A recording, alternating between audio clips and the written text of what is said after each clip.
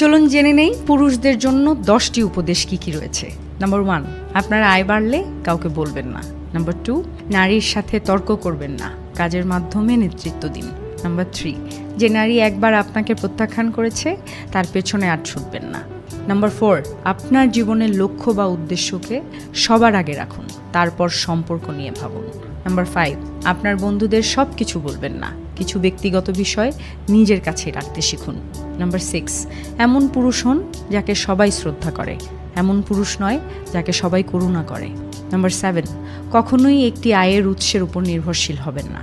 Number 8, আপনি যে নারীকে বেছে নেবেন তিনি আপনার সাফল্যের উপর প্রভাব ফেলবেন, তাই ভেবে চিন্তে সিদ্ধান্ত নিন।